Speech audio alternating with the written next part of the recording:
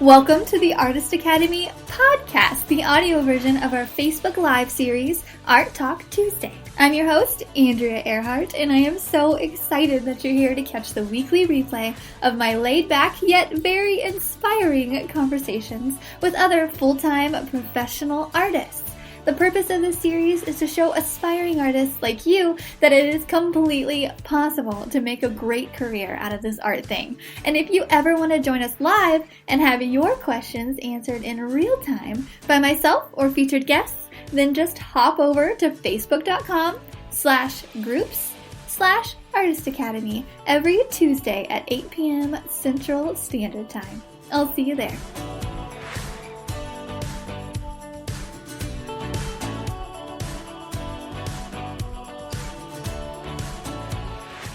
This episode is sponsored by the Artist Academy Advanced Membership, a program for artists who want to up-level their art game by taking it from a hobby or a side hustle to a full-time art business.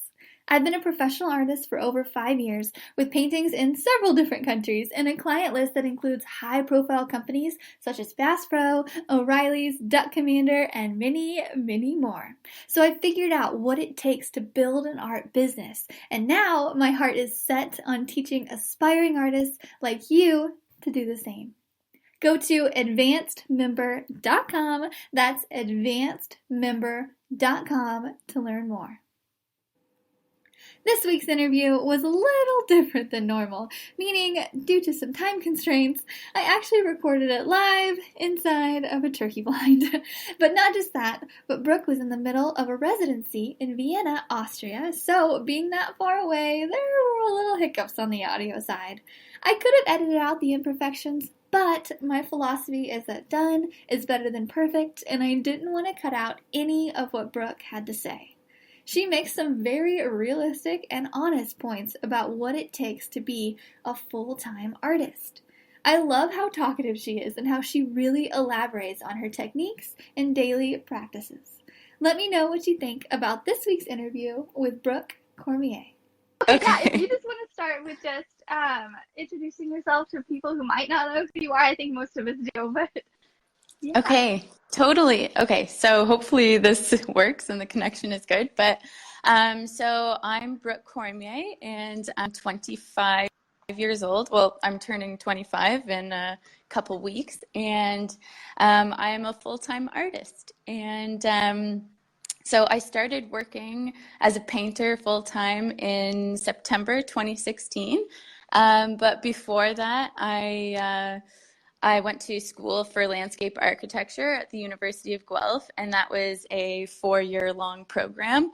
And a lot of people ask me, like, why didn't I go into visual arts in university? And it's just because of all these stresses of being a starving artist and, everybody kind of like encouraging me to take like the safer route and that kind of thing. So I found landscape architecture when I was in the 12th grade, and it was a really good combination of like design and creativity and that kind of thing. So I thought that would be like a healthy medium for me. So I did and it was a really great program, and I still got to draw all of my perspective drawings and things like that. So that was good.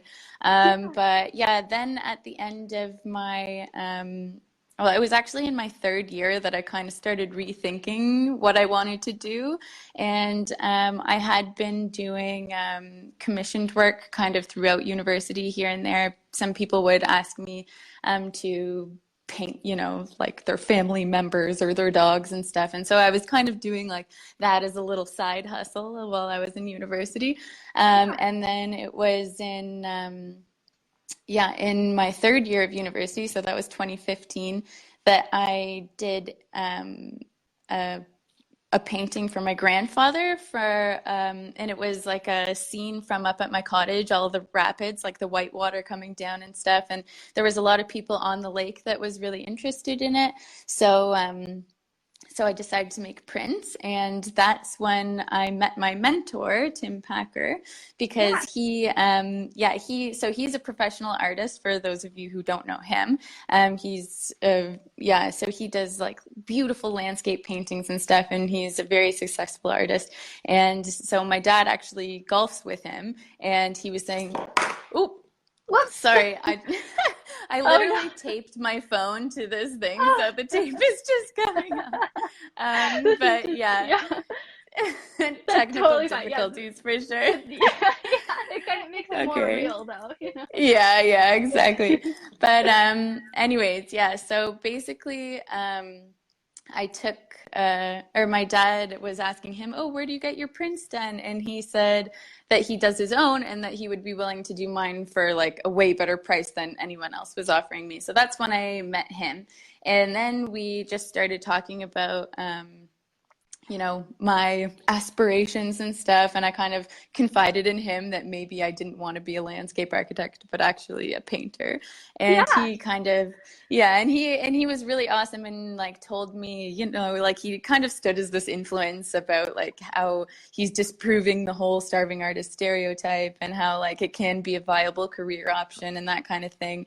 And he was the one that kind of like talked to my parents and said, like I know it's scary for your daughter to like disregard her education and like go into a completely opposite direction, but like, like, and so they were supportive of me. And then, yeah, I started painting full time in the fall after I graduated, and I never looked back. So That's that's a amazing. good thing. That's awesome that you had like a mentor in that way to kind of like almost convince your parents too, because I remember Yeah.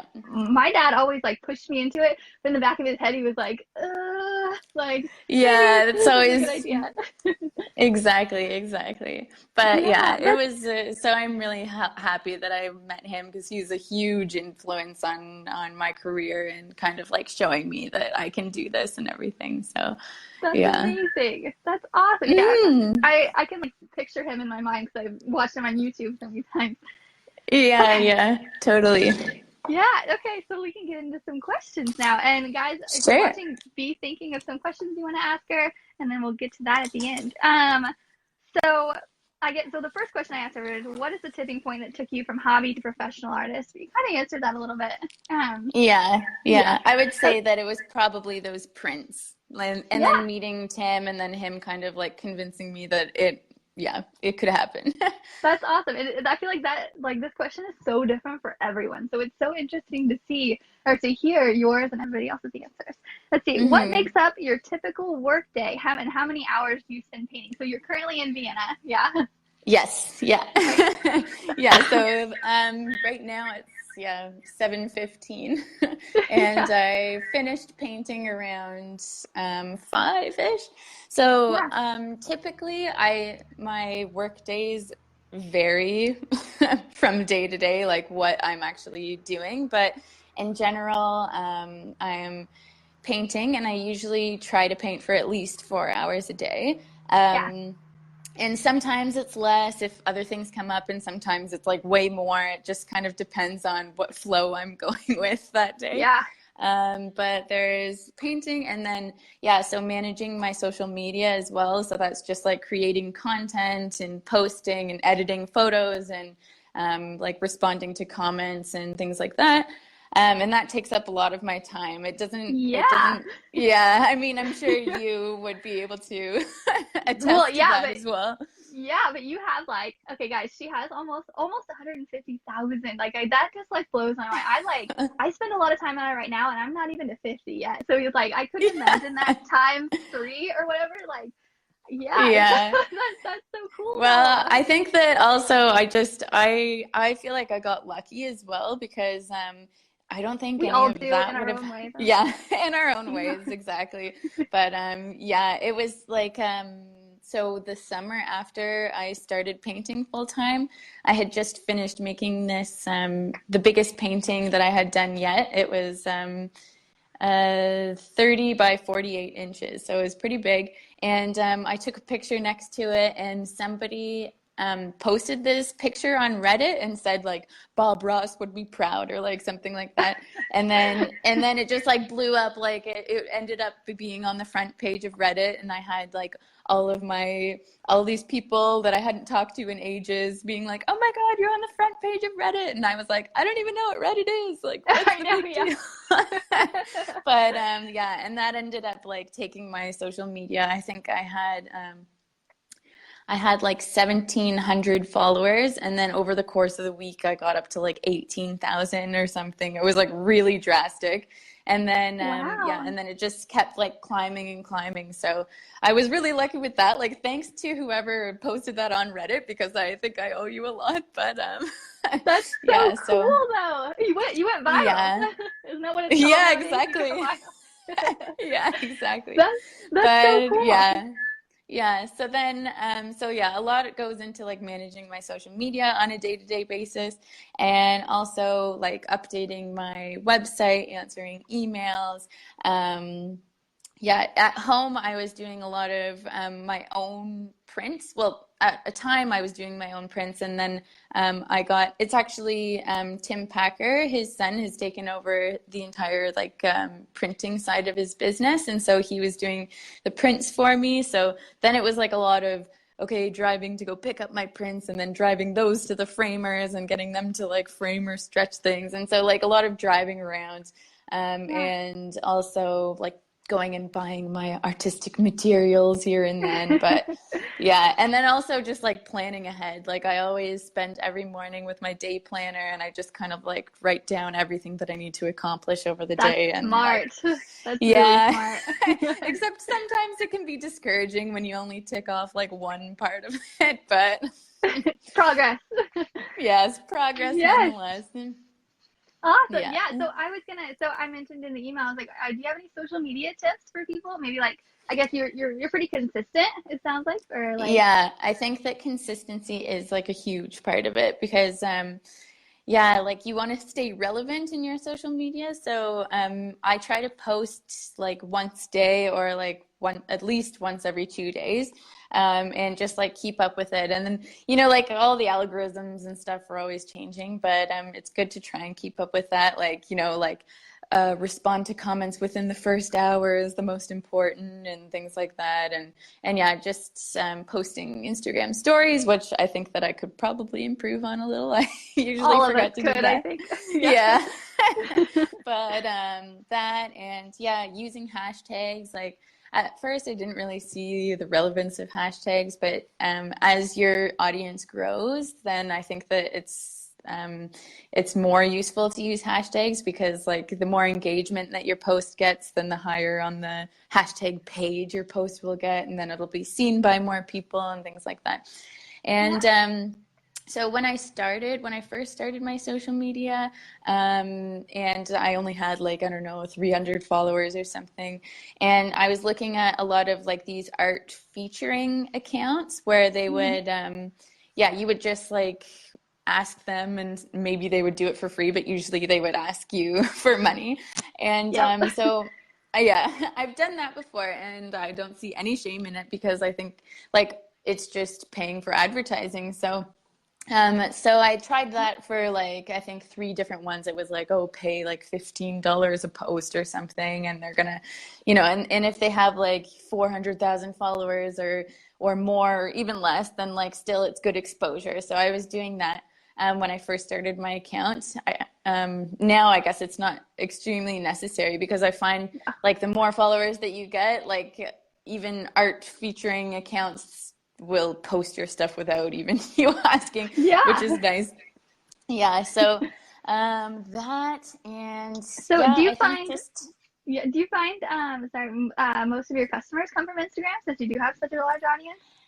yeah, I would say that the majority of them come from Instagram and Facebook as well. So on Facebook, I have like 20,000 followers, and I find that on Facebook, it's also like a little bit of an older demographic, like not a lot of people, or I find that, like grandparents and stuff are like more on Facebook than they are on Instagram. And that's kind of, like I can see the demographics on my Instagram page is like mostly ages, 18 to 24 and 25 to 30, whatever, like that age range, which Yeah. is good, but it's also not exactly like um, the time in people's lives where they're willing to spend a lot of money on like original paintings and things like that. So So true. Yeah. yeah, and I find that on Facebook is kind of like more people who are at that stage in their life, but a lot of people still, a lot of my customers come from Instagram. But I also have I have my website and then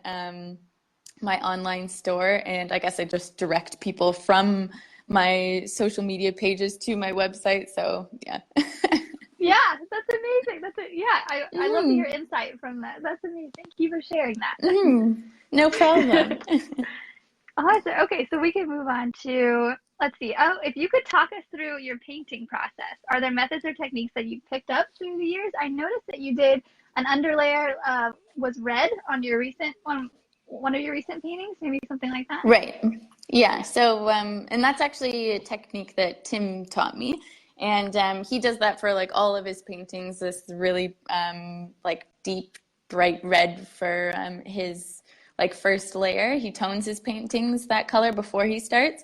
And so, yeah, I never really did underpaintings when I first started. And yeah, I've just grown accustomed to doing them over the years because I find that it's really helpful to kind of lay out the composition first with your underpainting before you actually start the real painting. So then it kind of leaves less room for error when you go in with like the actual paint. But typically for my painting process, I will choose photos, and usually I work from photos, like my own photography. So I take my camera everywhere whenever I'm traveling and stuff, and like sometimes when I'm just walking to the park or whatever, and I'm always taking pictures. And then when I find something that kind of like strikes a inspirational chord in me, then I'll keep it in like a certain folder, and then like yeah, I'll end up painting it when the time comes. And so, yeah, so then I work from my own photography. And if I'm not doing that, then I'll be doing like still life paintings where I'll set up the composition like in front of me and then get the lighting and everything. And then, yeah, paint from that, which I also really like is still life paintings. So, yeah, so then usually when I start, I'll buy my canvas and then I'll prime it with gesso, and I'll do either like 1 to 2 layers of that, and that's just to help the paint to actually bind to the canvas without kind of like soaking into the weave of it. Hmm. And so I'll do that, and then I will tone the entire canvas like a certain color. So, and the last painting, or the one that I'm working on right now, which is this, I don't know, this castle painting. Very, It's, very Austrian. yes, very Austrian indeed. But so I toned the canvas red because the most dominant color in the painting is green because there's like a Oh, lot of green landscape around. And so you want to try and do like complementary colors. So I did red because its complementary color is green. And yeah, so then I kind of let a little bit of that like shine throughout the painting so that it's kind of remaining, or it's giving like this kind of overall harmonious consistency throughout. And yeah, and so I either paint in oils or acrylics. This one is acrylics, and usually I'll do that for like realism. I like to use acrylics for realism just because it dries quicker and I'm more comfortable with it. And yeah, it's easier to like layer as opposed yeah. to oils where you have to wait a long time.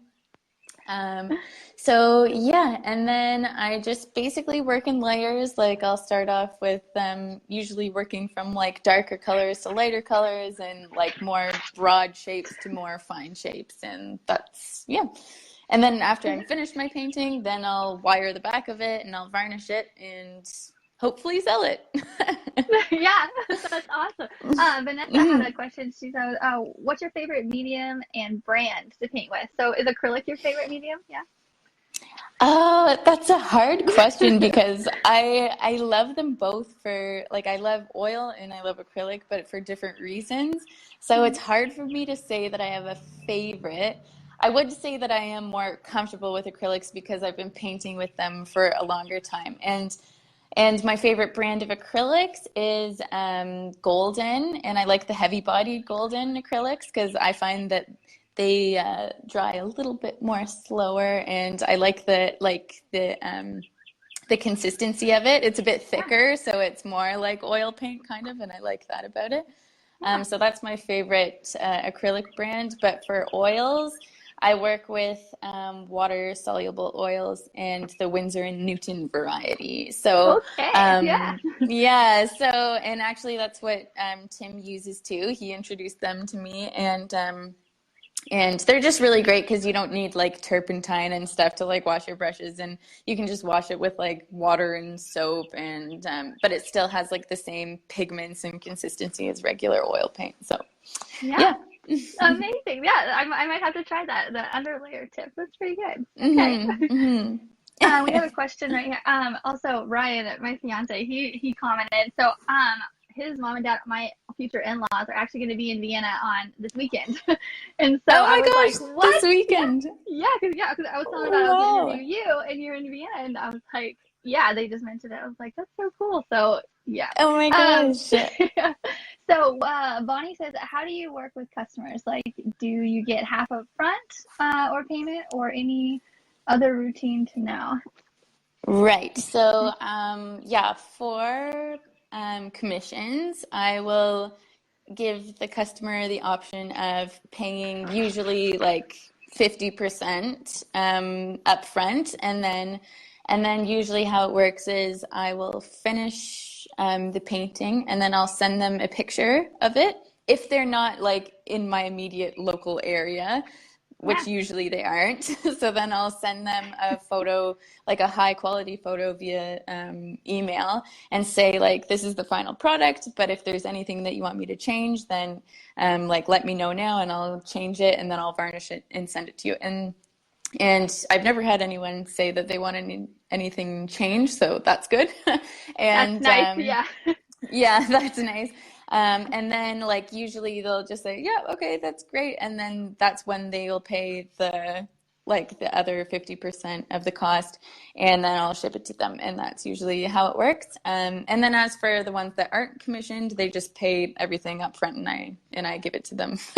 Yeah. So yeah. That's awesome. Yep. Yeah. And, Bonnie and says, I think thank you. oh, no problem, Bonnie. And I think I've kind of had to learn that the hard way because at first I wasn't charging 50% of the cost at the beginning, and I was just waiting for like, I would do the entire painting and then get paid in full at the end. But I wouldn't recommend doing that because sometimes, well, I had an experience where like I finished the painting um, and I ended up like waiting for, I don't know, like 3 weeks for them to like actually pay me for it. And that's kind of like a nervous time. Like I knew that they weren't just gonna not pay me, but it was kind of like, okay, Yeah. like you want to be paid on time. So having that 50% upfront is definitely, I would recommend it if you're doing commissioned work. Great advice. It's such a live Mhm. and learn thing too. I know I've had a couple jobs they've waited a while to pay, and I was like, live and learn. This is never happening again. Yeah, yeah, Yeah. exactly. Let's see. What is the one thing you don't like to paint without? Well, I would say that I don't like to paint without my Masterson Stawet palette. I can show you a picture. Yeah. Yeah, or I mean, not a picture, but I can actually show you. So this is the palette that I use this is what it looks like. And Okay. then, yeah, and basically it's just like a Tupperware, and it has like that's my palette on the inside, but it has a sponge, and it has like this special paper that basically keeps your acrylics wet for like a really long time if you know how to use it right, and Yeah. I need it because Yeah. like for instance like this castle painting that I've been working on, um I've been working on this for like 2 weeks, and it takes a long time for me to mix my palette, and I want to make sure that the paints don't dry out. And so this has been keeping the paints wet for like 2 weeks already. And yeah, so I don't have to worry about like remixing them all the time. So that's definitely, and I have like 3 of these palettes because I just love them so much. Yeah. Definitely recommend them. What is it again? Because I'm going to get that. I'm going to get that Yeah. like as soon as I can. It's called the Masterson and then Sta Wet. So it's like, I think it's supposed to be a play on like stay wet, but it's Yeah. Staweet. Yeah. Yeah. WET. Okay. Yeah. WET. Okay, great. I'm definitely looking for that on Amazon right after this. Yes, yeah, it's really great. So that and always a ponytail because I like to keep my hair up when I'm painting. Yeah. And I usually always have a pot of tea on the go because I like to drink tea while I paint too. Yeah, me too. Yeah. I'm not really a coffee drinker. I'm like, but tea like all day. Yeah, me too. Me too. Awesome. Well, thank you for sharing those tips. I'm actually really excited to go get one of those because I get paint dries out so fast. Like acrylics are my Yeah. favorite too. Let's Yeah, see. it's tough. Are there any lessons you've learned the hard way with painting? So maybe, I don't even know. Yeah, so I would say probably like the commission thing, Yeah. like the collecting the deposit ahead of time. That's I had to learn the hard way. Also, there was an instance like back when it was actually with the exact same picture painting that went viral. I had I had brought it to an outdoor art festival. And I had just finished painting it, and apparently it wasn't completely dry yet, even though I thought it was. And so it actually sold. It was hanging in my tent, and then it sold at the festival, and I was so excited about it. And then, but I told them that I wanted to take it home so I could have it professionally photographed so that I had the opportunity to make prints in the future. And they were really cool about it and said, yeah, for sure. And then it had been like hanging, and it was like hot that day, and so I guess like the paint kind of became a little more tacky, and it wasn't as dry as I thought it was. And then I bubble wrapped it at the end of the day and brought it home. And then I brought it over to Tim's to have it photographed and for prints. And we took the bubble wrap off, and like there was like little dots in the sky from the bubble wrap, like little circles, and I was like, no.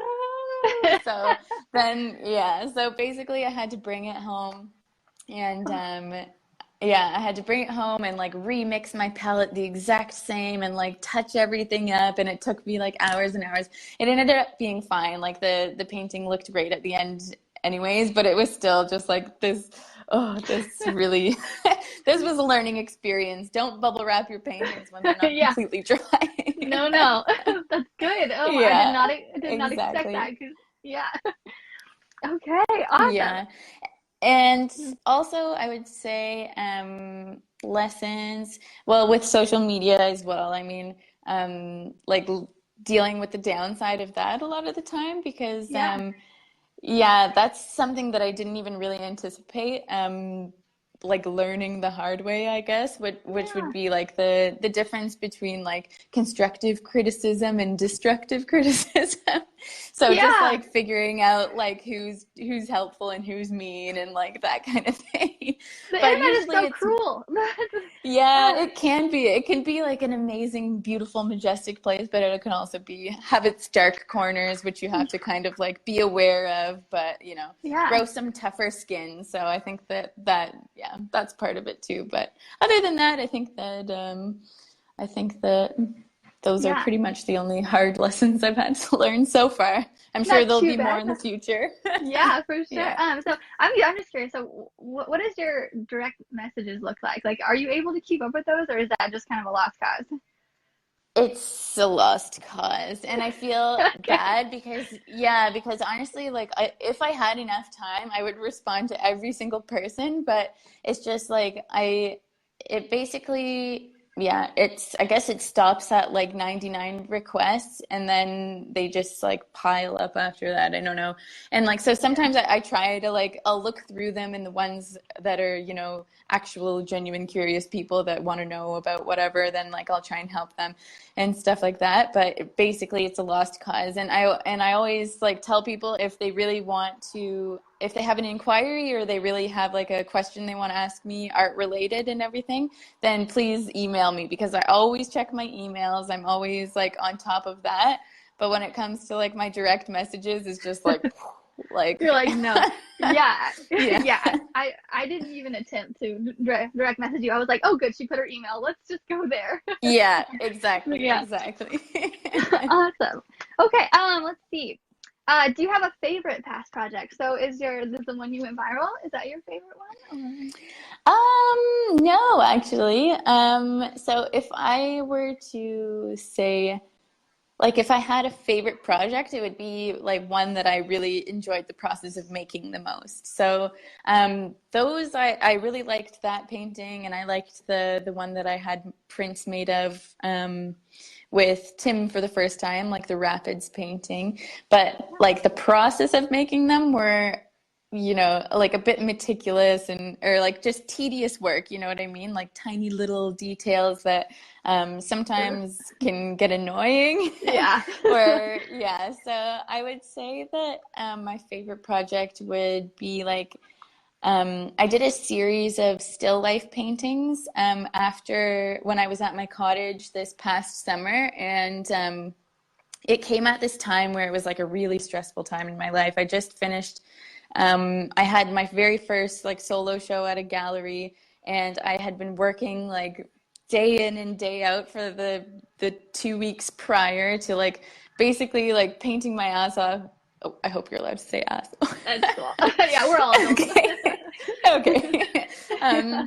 Yeah, just like painting, trying to like build up my inventory for this show, and I wanted to make sure that it was sellable art. So I was kind of creating with this idea in mind that I'm making a product for people to buy instead of really like thinking about what is creatively driving me and that kind of thing. So I was exhausted, and my grandfather ended up like dying over that course of the solo show, and it was just like a very tiresome time for me and my whole family. So we went up to the cottage, and I was just like, oh, I don't want to paint at all. But I brought like I brought a few small canvases and my paint with me, like just in case. I was like, if I feel like it, I'm gonna do it, but I'm not gonna put any pressure on myself. And yeah. And then I ended up making like some still life paintings, and it was the first time that I've ever really done still life before. And I just painted a teapot, and I collected some wildflowers and like put it in a little like watering can, and I painted that. And then I went out and I went on like a mushroom forage, and I foraged all these mushrooms, and then I set them up and I painted that. And then like it was honestly like, oh, it refilled my creative well so much. It was like a really great painting experience. So like so far, I think that has been like my favorite project to work on, just because it came so like authentically almost, I guess. Yeah, I'm so happy to Yeah. hear that too, because like art is supposed to be like that. That's what it's supposed to be. But a lot of the time, Yeah. we do it to make money too, which is how I think of art too. Hmm. It's like, will someone want to buy this? And like, yeah, well, that's Yeah, amazing. It was exactly. almost art as therapy almost.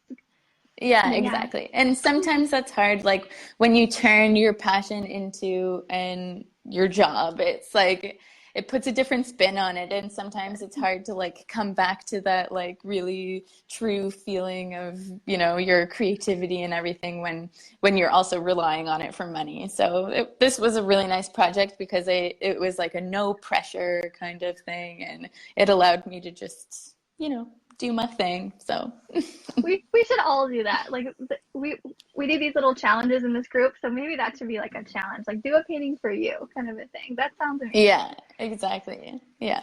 Cool. Okay. Let's see. What are your future art plans or goals, or upcoming projects you're excited for, or what's going on? So, well, yeah, I think that I'm still and really just evolving. But Yeah, for my immediate plans, I'm finishing this commission and then I'm I'm gonna do a food series again because I started or I did like an entire kind of like food painting theme 2 summers ago and I really enjoyed it. It was super fun.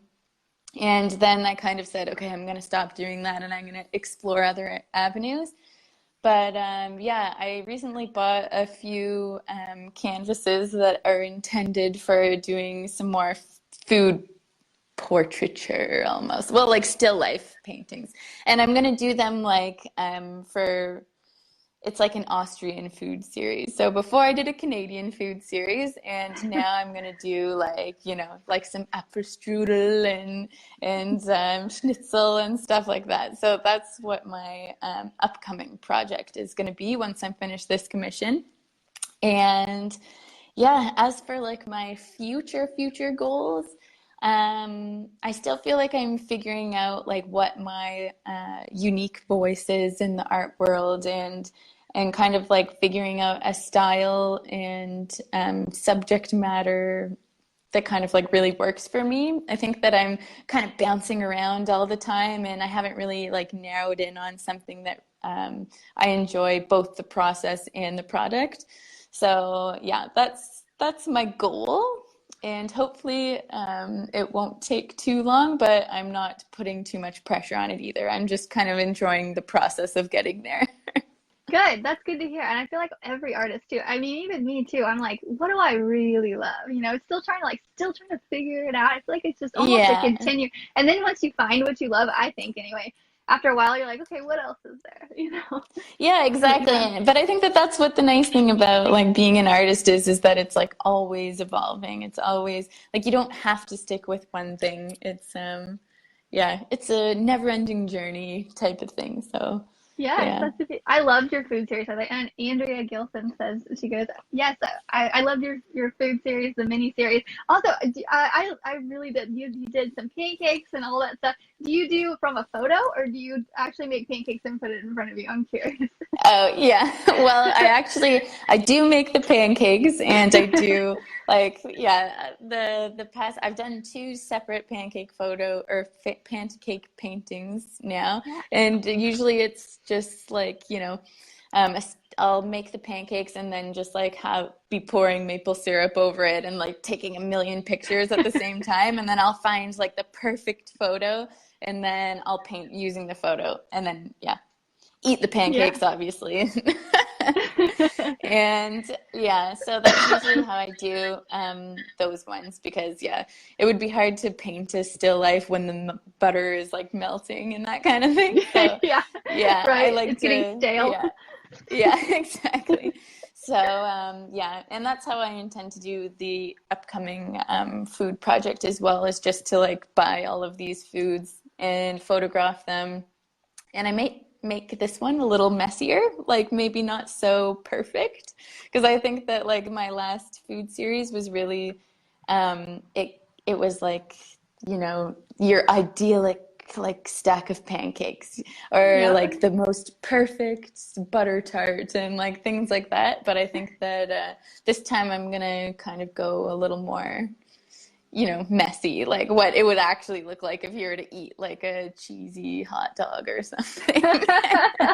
That's awesome. I'm very So, much looking forward to seeing that. Another question on this mhm. subject. So they're pretty small, right? They're like maybe 3 by 3, or are they bigger than that? Or Well, it depends because I've okay, done a lot of different sizes for my food series. So I did a Canadian food series a or last year, maybe 2 years ago now.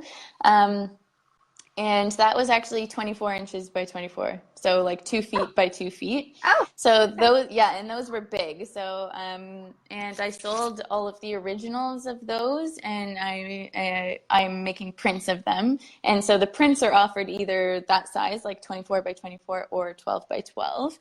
But I also did like an entire like miniature food series where they were all like 3 by 3s. that's what I'm So thinking of then. Yeah, yeah, yeah. okay, So I did. both. Like, and I've also done one, like a few other like dessert series where I did like popsicles and ice cream and things like that. And those were 16 by 16. So I kind of work in all different sizes, but I Yeah, really love the 3 by 3 ones because I just thought they were so cute they with the are. They're miniature adorable. easels. Yeah. Yeah. Oh, yeah. I Yeah. forgot about that. Yeah. Oh, Yeah. that's so cool. Okay, cool. Mm. Let's see. So final question. Is there any advice you would give to artists who want to make art their full-time career but just don't know where to start? Like, where's like a good starting point, do you think?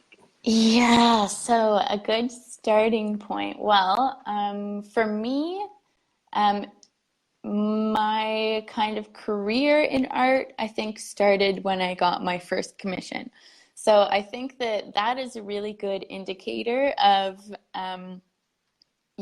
being able to sell your work because Yeah. people are, there's a demand for it. And obviously, if you want to be a full-time artist, then there has to be some sort of demand for the type of work that you're doing. So I would say that, well, first of all, you really need to have motivation and passion, True. because yeah, that without that, it's going to be a tough journey.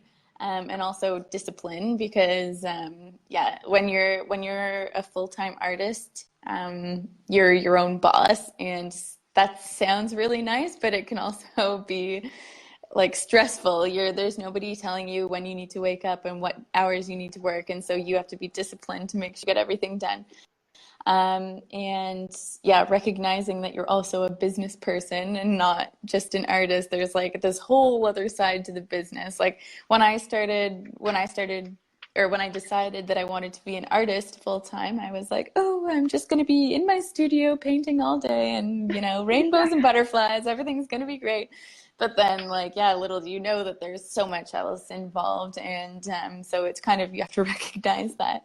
And yeah, just like surrounding yourself with people who are supportive of you because you don't want any of those toxic people like telling you that you can't do it and stuff. Like you want to make sure that you're in a network of people that are, supportive. Um, but as for really starting out, I would say that the best way to do that is to, first of all, practice, practice, practice, make the best work that you can, and then try doing like art festivals and art shows and stuff like that. Like enter your work into these sorts of things, and then like and kind of like involve yourself in some kind of like artistic network. Like for example, like this is Yeah. great for like other people to kind of like bounce ideas off of each other, and like pricing your work is something that I think like everybody struggles with because it's kind of like Yeah. I made this. It's so hard for me to like put a price on it. I don't know. And I think it's a good idea to, yeah, like go to these art festivals and stuff and take a look at what other people are doing and like what their price range is and things like that. Yeah, have some kind of like online portfolio because social media and yeah, websites and all those things are like so important nowadays because that's how people kind of find you and like look at your work and stuff. So I would say that's a great first step is to start a Facebook page or an Instagram page or a web page, just like keeping all of your work so that people have somewhere where they can access, and see your portfolio and what you do and things like that. So I think that, yeah, I think that that's That's what I would have great. to say. That's a lot of stuff, but it's all relevant. It's like it's all very, very Hmm. true. It's almost nice. It's just nice to hear almost a reminder of like that. Yeah, it is very a discipline kind of a thing, and we're all Yeah. like we all have to do that the discipline. It's not all sunshine and rainbows like I wish it was. Yeah, exactly. Exactly. Andrea Gill says, do you plan your social media posts ahead of time? Sometimes I do. For example, if I'm going to be away for the weekend or something, and I know that I'm not going to have a lot of time to do my posts, then I'll edit the photos and save them as drafts, and then I'll have the captions ready, and then I can just post it when I want to. I should probably do that more often because I always find myself like, sitting there in the middle of a work day, just like trying to come up with some kind of like witty comment or yeah, caption. So, but so sometimes I do that, but I would say most of the time it's kind of like I'll take a photo and do everything at once. So like take the photo, edit the photo, post the photo, like all at the same time.